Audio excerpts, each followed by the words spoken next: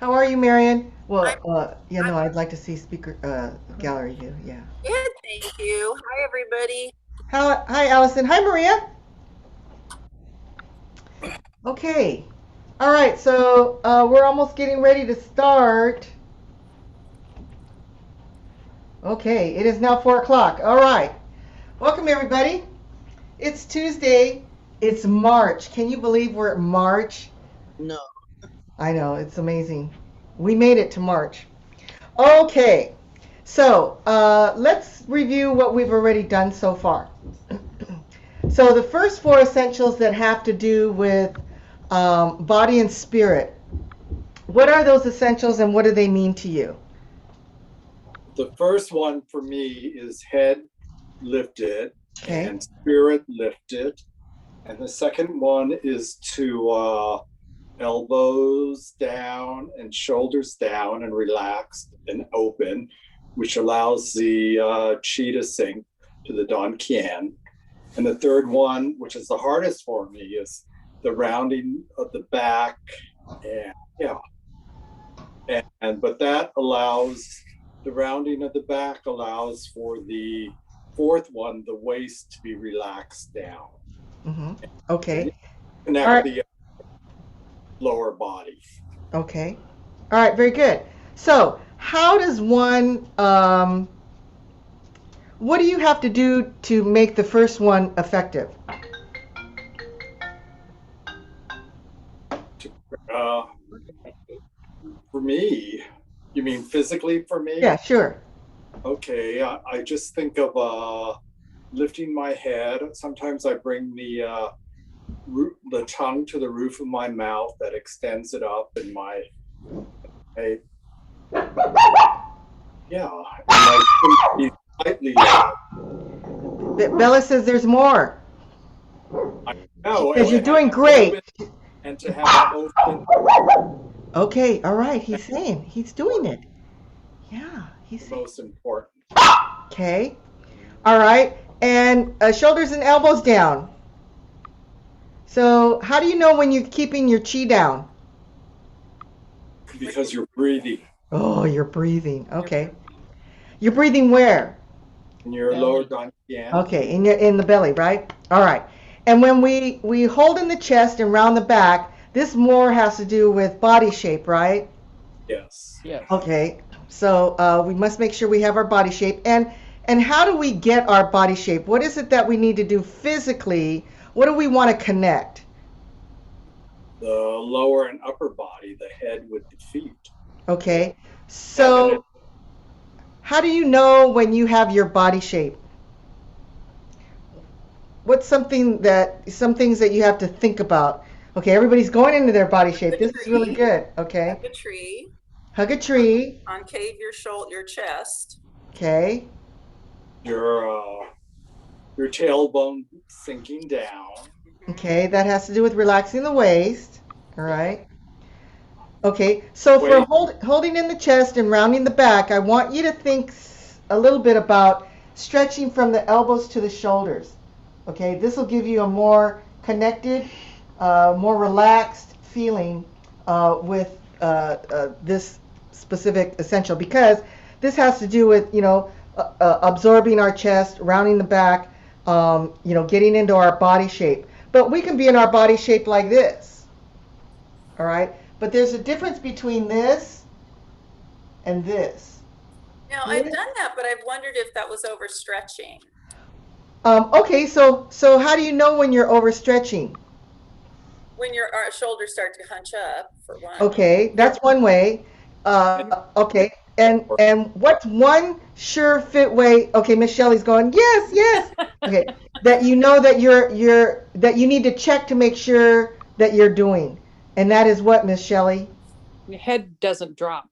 Yes. So when we keep the head lifted and we stretch here, okay, then it should be just right, right? Because we like the middle position better than going to opposite ends, all right? So the moment that you do not keep your head lifted, then you may feel something different in this body shape. Okay? Nancy, so that feeling of stretching a little bit more between the shoulder and the elbow, I have done that, but I've wondered if I was overdoing it, even though my head didn't move and my shoulders didn't necessarily go up. But that's the feeling that we're trying to look for, is that feeling Yes. for reach. Yes, we want to stretch from the, well, okay, we want to connect from the finger to the tip of the finger to the joint, to the joint, to the joint, to the joint, to the joint. Okay? Okay. So, in order to do that, what I like to do, or what I like to convey to the students is, it's okay if you don't have this feeling here, but you can compensate for that by having this feeling here, this little stretch here from the elbows to the shoulders. Then you know you've got the right position.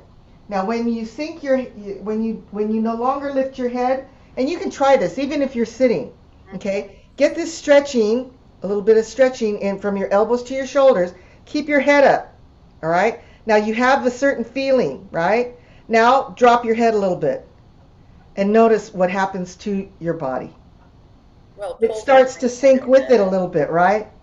Yeah. Yeah. So the lifting of the head is key to a lot of what it is that we're doing, and that's why this is the first essential, because it's easy to break the first essential. Right. Even when we have all these other things going on, it's very easy to even just let go a little bit of that head, where it just kind of drops down a little bit. Then it will change the other essentials slightly. Okay? All right. So, how do we relax the waist? How do you know when your waist is relaxed? When you can turn your waist without moving your hips easily and freely, for one, without moving your shoulders to make it happen. When you're breathing, from your belly. yeah, breathing from your belly. Okay. Sinking your tailbone Yeah, yeah. Sinking the tailbone. Uh-huh. and kind of folding a little bit. Yes. We must fold from the front hips. We must fold here, okay? That will help relax the waist. Okay, so in grasping the bird's tail, we aren't really folding throughout the whole. I mean, we are in some of the moves, but not like in the very first board off, really. Aren't we kind of upright? We are upright. That first bow step. We Are are you upright. talking about relaxing the waist all the time? Yes. Okay. The waist must be relaxed in order. Well, okay. So the waist leads all the movements. Those are different though. Wait. Well, exactly right. Exactly right. I'm so glad that you said that, because we would have missed that if you hadn't have shared that, okay? So that's very important that you shared that. So I appreciate that. All right. So even when we are at prepare, there's still this slight sway in the back, right? So even in preparation, we have to slightly relax the waist. That means dropping the hips slightly. Right. All right. So then when I go here is where this, when we go like this, Yeah. that's where this fold happens. So even when we're in this position, okay, this is different from this. So we do need to have a fold. We're folding. What about the very first one though? What's it called? The ward off left? Yes. Is there a fold in the hips there? Okay, so let me show you the difference. Okay.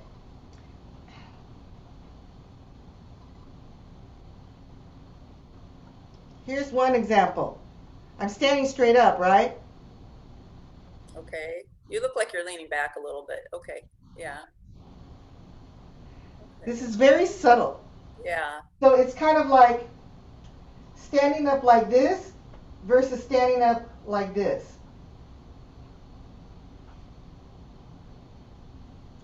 Versus this. When you feel this pulling back,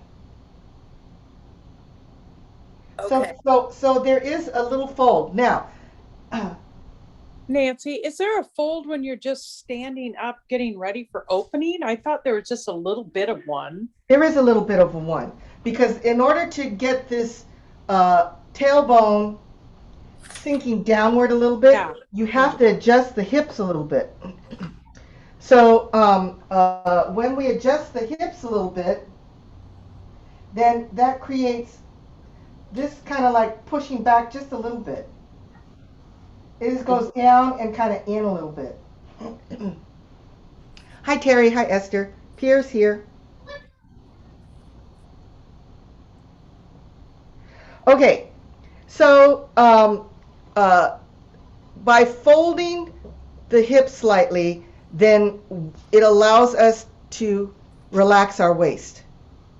And our waist needs to be relaxed so that we have the flexibility of the waist. Okay, so we actually do always, I guess I'm not always aware of it, even if I'm doing it right, you know? Okay, so now we're switching to the essentials that have to do with mind and energy. So the first one is separating empty and full, right? So how do you know you are separating empty and full correctly? You can move easily. Lift your feet up.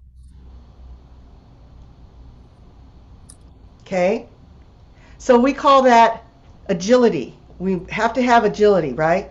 Right. Okay, so it's as though we're stepping out on thin ice or ice that we don't know how thin or thick it is. So we need to move like a cat, right? So with this essential, we know that it's not just about weight. It also has to do with energy. Yeah. Being Okay. able to move with precision. And Right. So energy also has empty and full, right. or what we will say is storing and releasing. So there are parts where we store, there are other parts where we release, right?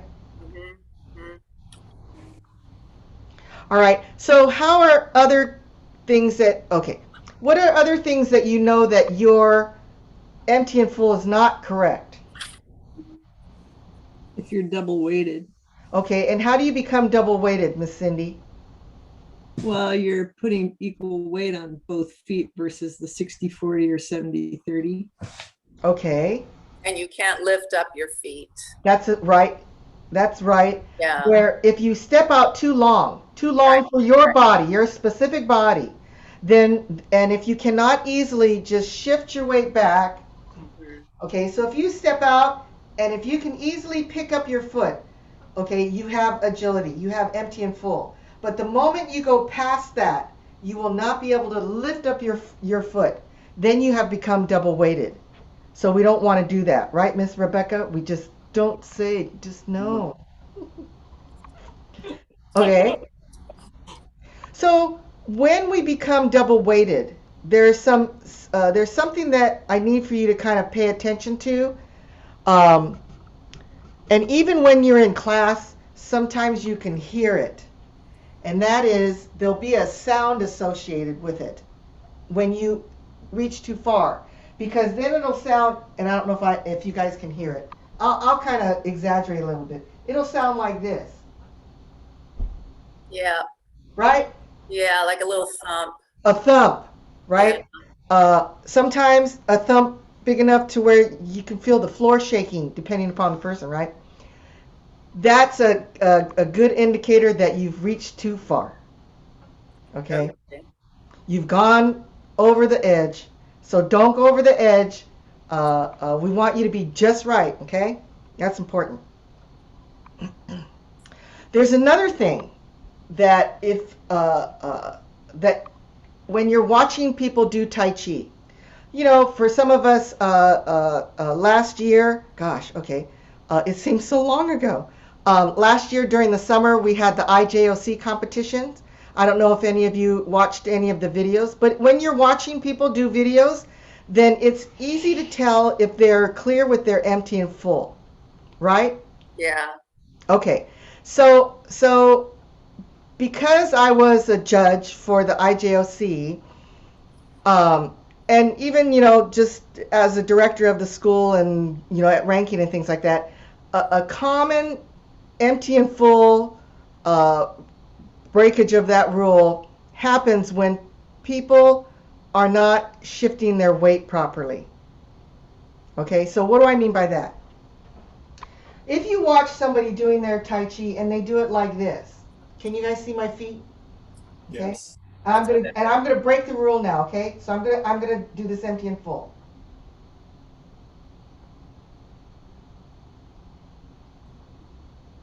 Can you see it? Yeah. I'll go this direction, okay? Here's You're breaking not the rule. using your movement to make the weight happen. What am I Yeah. doing then? It's almost You're like a lunge. almost Yes, like it's you're almost like taking full- lunging, Yeah. flopping forward, and not continually moving my weight forward, right? Right. But this does show empty and full, doesn't it? Okay, so here's full, here's empty. Okay, now here I go. Okay, so we know that that's not correct shifting, right? Please say yes. Yes. Right. Yes. Okay. So the lower body also, you have to think of the lower body as far as, is it being clear with its empty and full, right? Okay. Okay. An aspect that we talked about, but I can't really go into too much detail because we're on Zoom, and that is in push hands. We know that when working with an opponent, when the opponent touches us, then we are soft and we yield and things like that. So on an energy level, with another opponent, then you can be clear about your empty and full, or you can find out where you're not clear with your empty and full, okay? But in the form, you can also notice this, all right, with how agile are we? Are we holding our weight back? Are we making sounds when we step? That kind of stuff. Because I'll tell you, when a cat comes in a room, you can't tell, usually, okay, unless they want you to know. Okay, all right. Then we move on to, we talked about using intent, not force, or intend not to use force. Right. Okay, so what does that mean? Intend not to use force. Yeah, how do you intend not to use force? You're relaxed. We are relaxed. Relaxation. This is about relaxation, right? And how do we know when we meet up with an opponent if we are intending not to use force? We're receptive to whatever comes our way. Okay. And what does that mean, Marion? well, I mean, I'm not necessarily going to be the aggressor. I would wait and see what he does, and then I would react to what he does Okay. at that You time. You may yield to Yes. initially before to get him in position so that you can strike. Okay, all right. So I'm going to ask a very important question right now. When you are faced with an opponent, or let's say even a partner in push hands, what's the first thing you must do?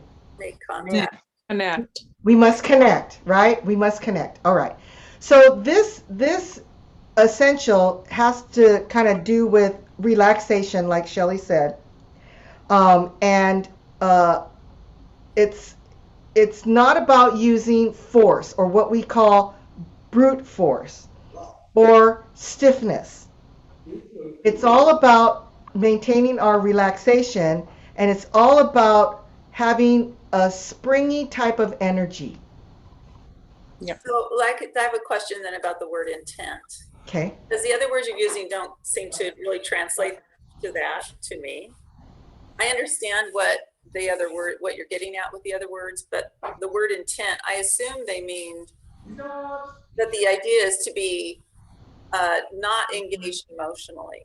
Not Emotionally engaged. Mm-hmm. I assume that's what that means, to like have a clear mind and to have a relaxed frame of reference so that no matter what they do, you can respond in a way to maximize using their energy against them.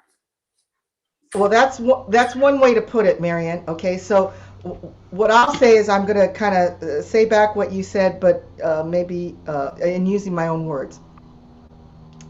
Um, our intention is to connect initially. We must connect with somebody. Then based on what they do, we will follow them. Okay? They want to come forward, we go back. We let them come forward. Then from forward, from our going back for their going forward, then we can then release our energy, right?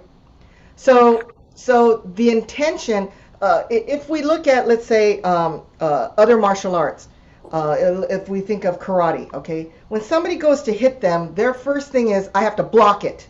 Right. I have to block it and make it go away. Tai Chi's not like that. We must join together with our opponent. Once you join with them, then you can take them anywhere.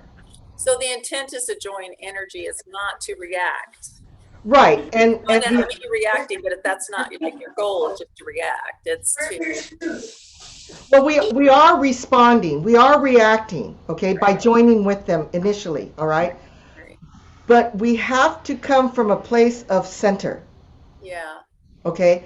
So, for instance, you're driving in a car, and okay, this is like when we were young. Okay, we're driving in, we're a passenger in the car, and the driver is really drunk, and you're kind of a little bit kind of woozy too, and you see that he's going to crash into a car. What does your body do? It becomes tense, right? Okay. So what we've done is we've come from the step middle and we've gone to tense, right? And then the accident happens and we're tense. So we come away with broken bones and, bruises or whatever. Or, some people even die, right? But the drunk driver doesn't. Why? Because he's relaxed. Because he's relaxed, all right? Because he's basically going with the flow, of the motion of the car. He doesn't really care, all right? Oh, maybe maybe this person does care or not, but because they're so inebriated, they just kind of go with the flow. Tai Chi wants us in the middle, and this is one of the challenging aspects of Tai Chi for me. When Master Yang told me, you cannot show expression. You have to stay neutral. Because there are movements in the form that I really, really like. And I it's like, oh my God, this is so great. I love this movement. I love this movement. You cannot show any expression because we have to come from a place of neutral. From a place of neutral, now you can go either way. But if I'm way over here, I have to get back to the middle to go to this direction. So we want to stay in the middle. And what we want is, this essential talks about the kind of energy that we want. And that is to have springy type of energy. We first have to connect, and through relaxation, we want to have this springiness. All right? Okay, so come here, Michael, for a second. So the example that I want to give you is, that I want to show you is, how do you have this springiness, okay? Okay, so say Michael has two hands on me here, okay? And when he pushes, okay, see, I go with him, all right?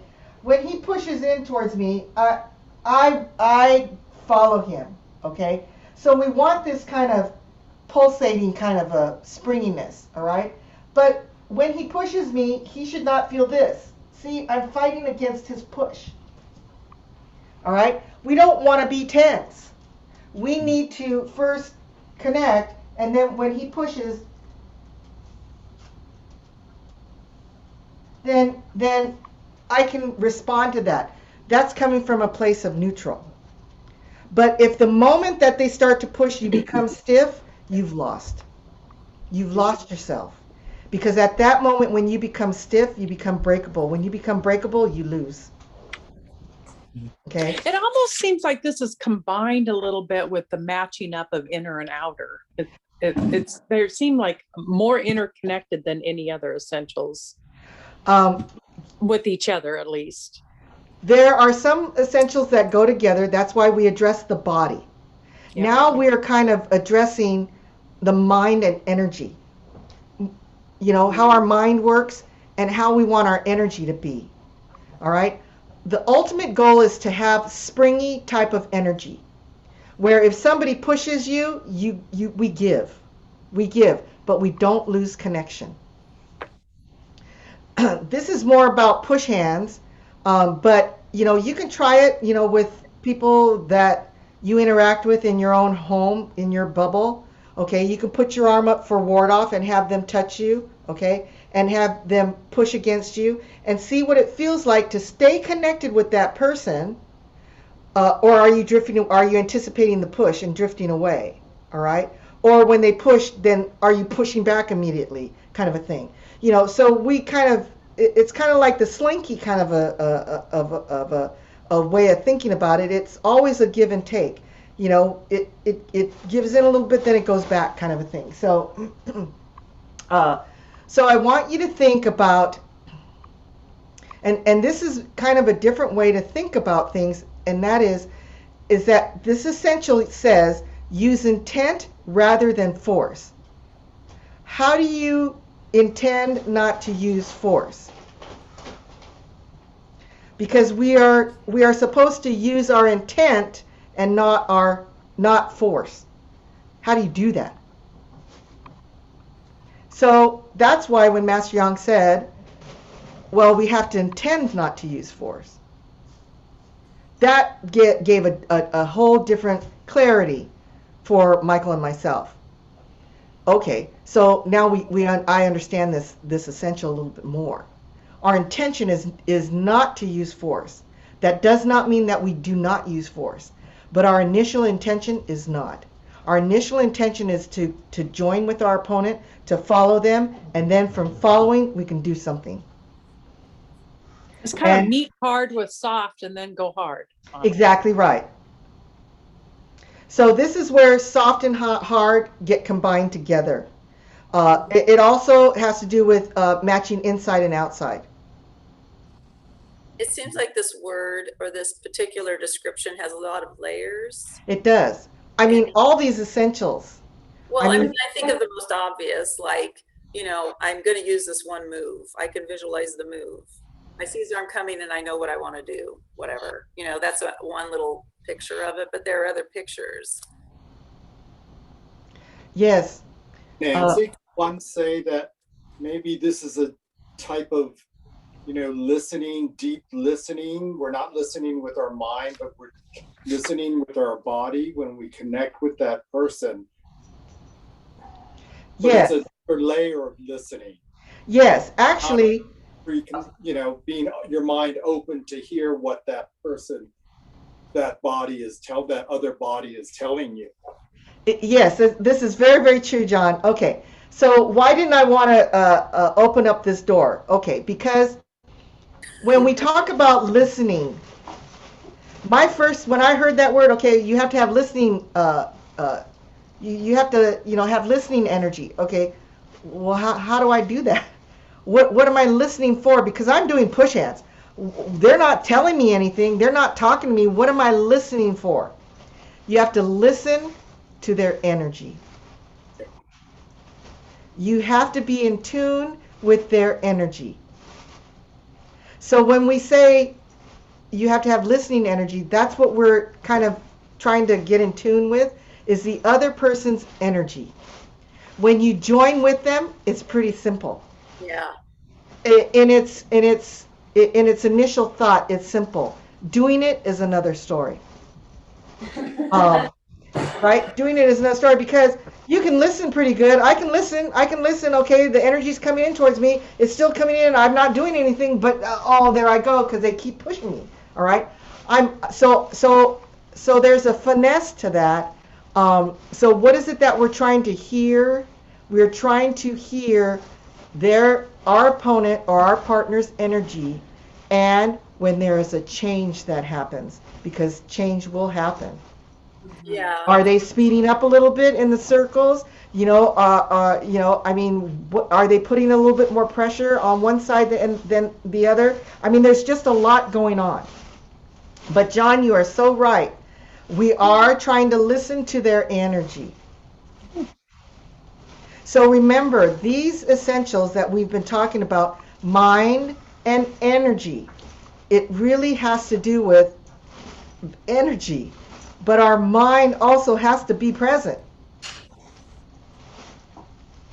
Well, and it has to be neutral in order to read that. Well, that's just right. I mean, if you're caught up in your own fear or aggression or something, you're not going to be. yes, somebody's running towards me. Oh my gosh, what am I going to do? Well, they haven't done anything to you yet. So, so the Tai Chi saying is, if you don't move, I don't move. But once you move, I will arrive first. I like that. This reminds me of holding a young child when they have a hold of your glasses, and you want to protect your glasses, and you also don't want to hurt the baby, or whatever. And you have to deflect, protect, and at the same time, save your glasses. That's interesting. Nancy, Yes? I'm blowing my mind with sort of trying to understand all this, at its various levels. And I've been just sitting here listening and thinking about when we connect, in one sense, we're connecting with and listening to the other person and the other person's body. But I was also thinking that when we connect, we go from sort of two separate entities to one joined system. Mm-hmm. Right. One Tai Chi system. And now instead of my yin and yang, there is our Yes. yin and yang. Yes. And so bringing intent, not force, it's almost like force at that point it's almost like a non sequitur, because you're part of this system. Mm-hmm. But intent has meaning at this point, because you can be there. I mean, not that I can do this at all, but one can imagine being there and realizing what the whole system is doing and your place in it, and how you can adjust the system in multiple ways by the things you might choose to do. Mm-hmm. So, yes, for sure. So that's why I'm getting to really like this one. It's been a complete mystery to me, but I don't know, it's still a mystery. Yeah, no, the deeper we go, the more down the list we go, the more sometimes your mind just goes, oh my gosh, really? Okay. Oh man, it's just a lot. The body parts we can, it's easy. We can, there's signs we can, do all that kind of stuff. But when we start getting into the mind energy part, then it just opens up a whole new door.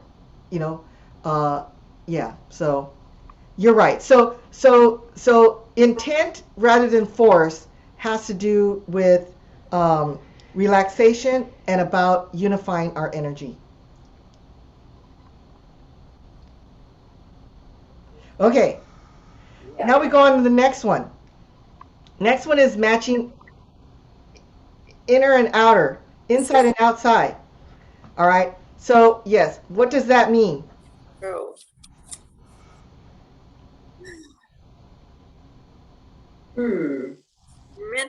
I've got written here, mental intent must be physical intent too. Okay. We open mind, open our hands. When we close our mind, we close our hands. I'm confused about that one. Okay.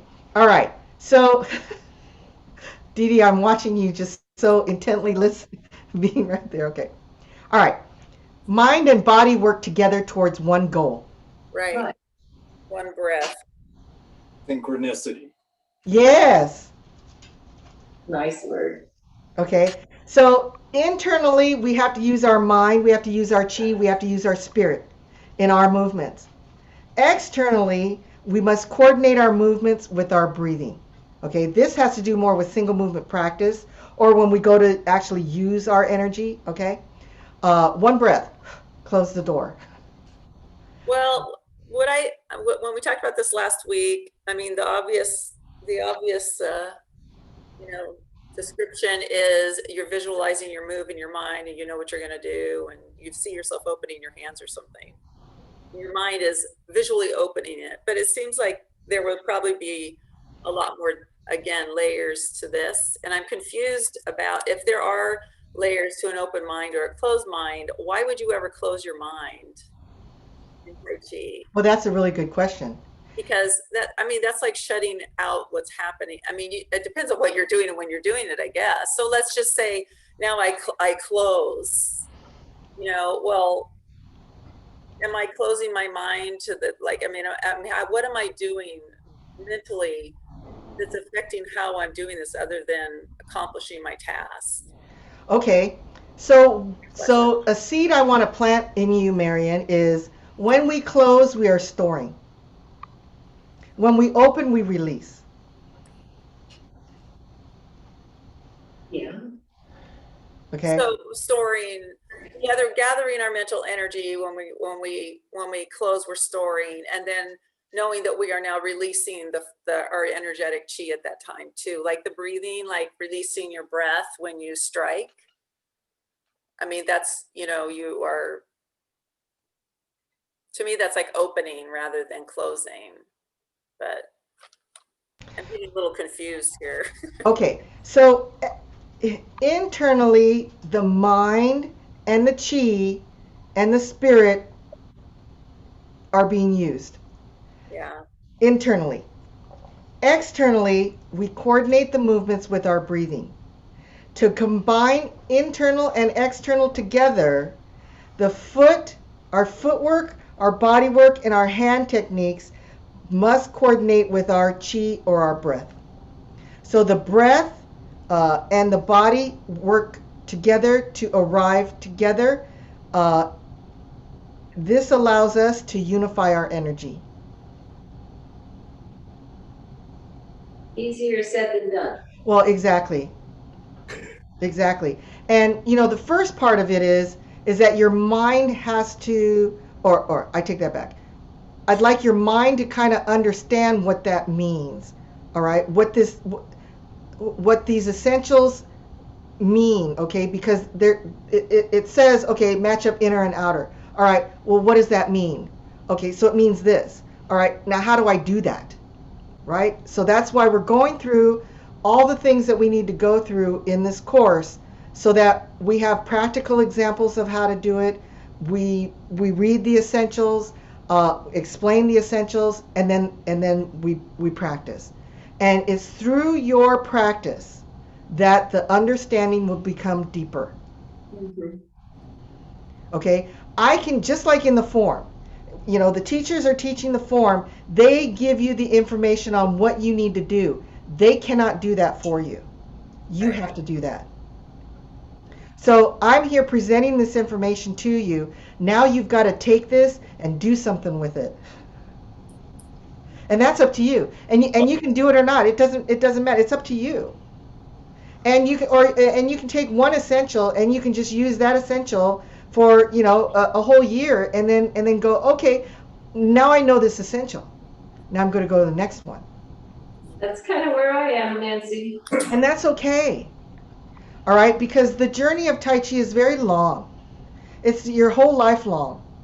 So there's no rush in Tai Chi. When shortly after meeting Master Yang and I was sitting down with him and doing an interview with him, I said to him after the interview, I've got to come back 2, 3, 4, 5 more lifetimes in order to get all this. Seriously, when is our work ever done? It's kind of like being a parent. When is your work ever done? It just it changes, but our work is never done.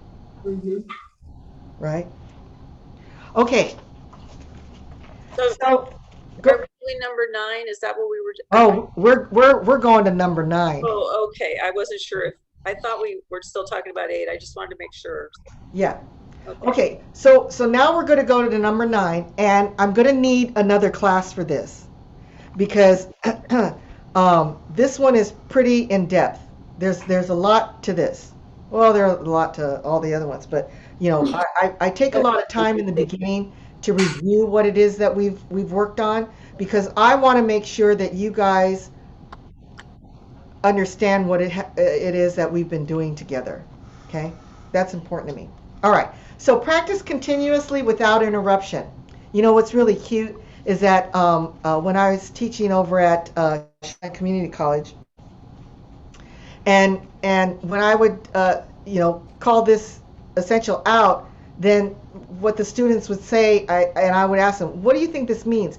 Practice continuously without interruption. And they said, well, we've got to just practice every day and not have anybody intrude on our practice, interrupt our practice. We just have to practice every day. And I said, well, that's one way to think about it. But that's true. We have to practice we should practice every day.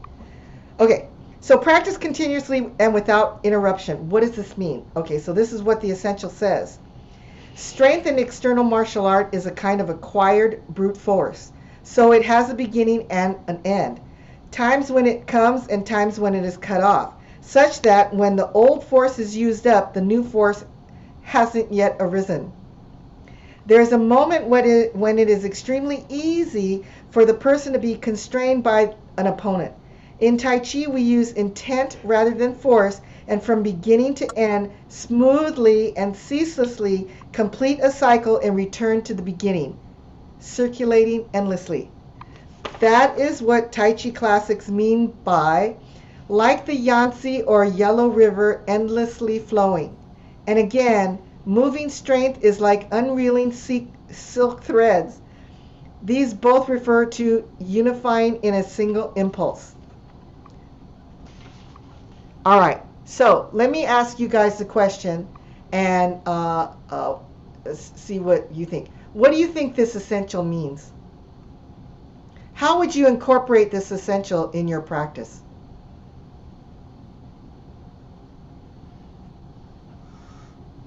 Shelley, I cannot hear you. Well, it certainly doesn't mean practice every day without interruption like the college kids thought. Well, I guess when you were reading it to me, because I had never read this essential, I don't think, I'm sad to say, or if I did, I don't remember it. And to me, it's kind of saying that you need to move through each of your separate forms without stopping, kind of. Okay. Anybody else? I think of it as when you begin a set or part of a section or whatever, that it's one whole block. And in that block, you're going to have sections where you're going to store and release your energy. And as you do that, you're not going to, when you release it, you are then gathering up the next bit to then carry on the next part, and then you release that. Okay. I mean, I don't think it has, to me, that has sort of like a continuous flow. Okay. Anyone else? To me, it was maybe what Dee Dee was talking about in terms of the yin and yang and how we move within that, that circle continuously. It's continuously flowing, our energy. Yeah, I don't know. I just put I completely agree with all that. And I would say that for me, it is also like if I were practicing continuously without interruption, I would be sort of joyfully completing a move. And in the moment of marking the completion of the move, the next move would begin. Okay. So it would be joined seamlessly at the end of the one at its full extent, but I would now be, the beginning of the next. Okay. Yeah. Except there's no joy allowed here, Dee Dee. Oh, yes, you're right. But I can have it here because I'm not doing it right now. Thank you, Mary. I'm thinking, No joy. you do that. There's no joy in Mudville. All right. Anybody else? Well, so just to take that a step further, when you learn a form for the first time, oftentimes you're being taught it in maybe 3 different steps, right? You go back, you do that. So but really, I think, to me, what this is speaking to is you may still do it in 3, but it's one continuous flow. All right. Anybody else? The reference to the river gave me imagery in that water flows over obstacles sort of seamlessly. It isn't stopped by an obstacle. So in your practice, sometimes you can run into these little spots where, oh, I didn't do that quite right. But you need to keep flowing through it. That's beautiful, Cindy. Continue. That's a good example. Okay. Anyone else? That's a gorgeous example. Energy. It is. I'm sorry, Miss Rebecca? Break the energy.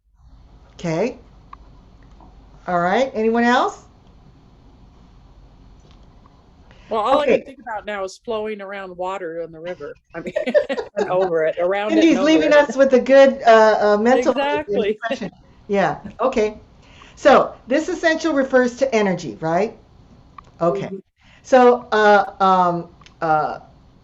I'd like to give you something that Master Yang has said. He said that this essential teaches us to allow the energy to continuously move between gathering and storing, or storing and releasing, or gathering, storing are one, and then releasing. Tai Chi is one, and we cannot interrupt the flow between yin and yang. So just what Didi and John were saying. All right. Circulating. So this has to do with yin and yang changing and how to connect them together. So we combined storing and release together as one thing. All right.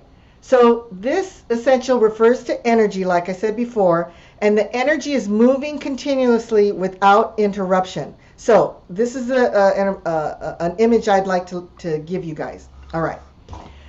We've seen roller coasters, right? And we've seen roller coasters, they shoot you up, and then the roller coaster comes back down, right? Now, when the roller coaster shoots you up, does the roller coaster stop? No. What does it do? What does the energy do? It keeps accumulating, even though it's hanging there. You can feel the force gather, Okay, and then what happens? and then It releases. It's down. releases. And then it comes back down, right? Okay. So just like the waves of an ocean, the ocean pushes the waves to the shore, and the waves reach the shore. And the moment the waves reach the shore, does the wave stop? No. What does the ocean do to the wave? Pulls it back. It calls it back to become part of the big ocean again, right?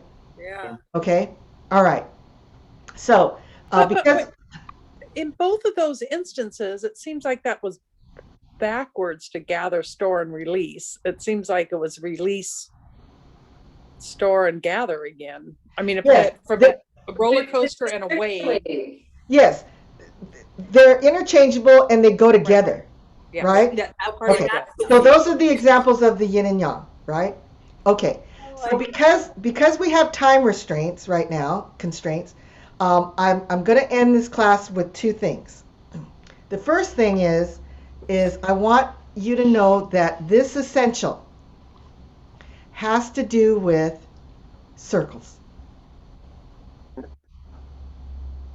And by using our circles, this is how we keep the energy moving through the use of circles. All right. So now what I want to do is I want to show you, I'll give you an example. All right. I'm going to do cross hands. So sometimes when we do cross hands, people do cross hands like this. I chop. Then I'm going to circle. then I close my arms, right? Okay. So we know that we have to make the circle continuous, right? So from here, up. We keep moving. Right. But Okay. aren't we supposed to have some sort of tiny emphasis on a lot of these moves to make it look like there's a strike or a Ward off, right. Am I going to stop here? no? No. No, I won't, right? So I have to keep moving through this essential until I'm at the end, right? Okay. Right. So when we do cross hands, what I want you to do is I want you to chop, but we move through the chop. Yeah. Okay, let me go over here so maybe you can see my right arm better. Okay.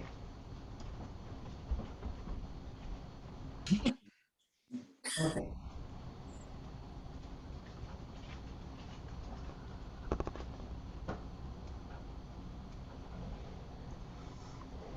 Yeah. Okay? All right, so I'm going to leave you with that today. We are going to continue this with the next class because there's more that we've got to talk about in this essential. All right? Next class, I'm not going to go through reviewing. We're just going to focus on this essential. Okay. We will start and finish with this essential at the next class. So this week when you practice, I want you to ask this question. Where are my circles? Everywhere. Oh, that's a good thing. Yes. Where are your circles? Are you making the energy continuous or are you stopping and starting? Now, we do have starting and stopping, right? Yeah, we do. That's We do. that's kind of like where I get a little stuck on how do you keep that flow. Okay. So I will leave you with this one last sentence. This essential has to do with circles. So, do we have any instances where we're stopping in the middle of a specific form or just at the end? Yeah, grasping the bird's tail. Okay. So I want you to write your questions down. Okay.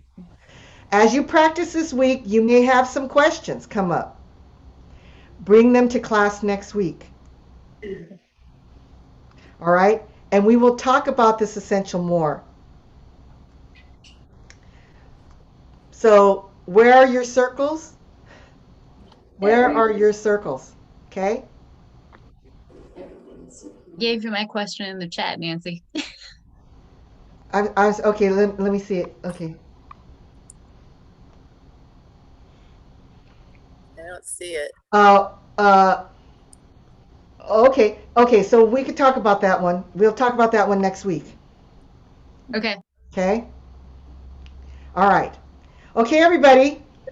I'm sorry to leave you hanging, but I think this is a good kind of a hang. Yes. Right. This Right? feels like a murder mystery game all of a sudden. I like it. All right. So where are your circles? That's what I want to know. Okay? We'll close class. Everybody have a fabulous week. All right? And I will see you next week as we explore this practice continuously without interruption. Thanks. Man, are you having fun with this? Yeah. Right. Nancy. Thank you, Interesting. Take care, everybody. Bye-bye, Bye-bye. Nancy. Bye. Bye, everybody. Thank you, Nancy. Bye. Thank you. Bye-bye.